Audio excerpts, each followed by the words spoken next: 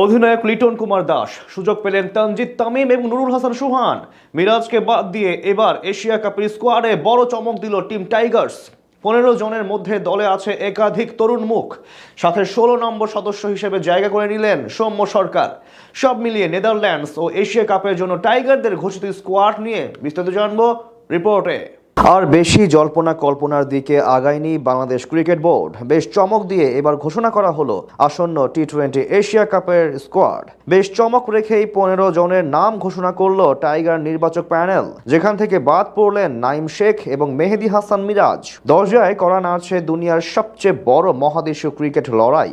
সব ঠিক থাকলে আগামী 9 সেপ্টেম্বর সংযুক্ত আরব আমিরাতে এশিয়া কাপের 17তম আসরের পর্দা উঠবে, যার জন্য দুর্গ প্রস্তুত করে ফেলেছে বাংলাদেশ দল। এবার এশিয়া কাপে টাইগারদের নেতৃত্ব দেবেন লিটন কুমার দাস। প্রথমবারের মতো কোনো বহুজাতিক টুর্নামেন্টে অধিনায়কত্ব করবেন এই উইকেট রক্ষক ব্যাটসম্যান।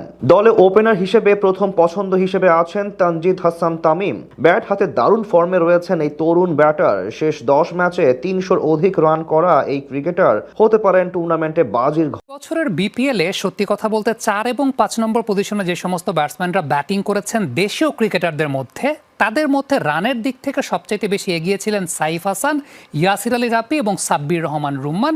সাব্বির রহমান সেক্ষেত্রে স্ট্রাইক রেটে সবার চাইতে এগিয়ে থাকলেও বাংলাদেশ ক্রিকেট বোর্ডের সিস্টেমে তিনি ছিলেন না, কিন্তু সাইফ হাসান এবং ইয়াসির আলী চৌধুরী রাব্বি তাদেরকে সিস্টেমে রেখেছিল বাংলাদেশ ক্রিকেট বোর্ড। এবং প্রায় 2 বছর পর জাতীয় দলে ডাক পেয়েছেন সাইফ হাসান। নেদারল্যান্ডসের সঙ্গে যে সিরিজটা আছে এবং সেই সঙ্গে এশিয়া কাপে কেনই বা হঠাৎ করে জাতীয় দলে সাইফ হাসানকে ডাকা হয়েছে, আমাদের সহকর্মী হাসান আল মারুফ সেই প্রশ্নের উত্তর খোঁজার চেষ্টা।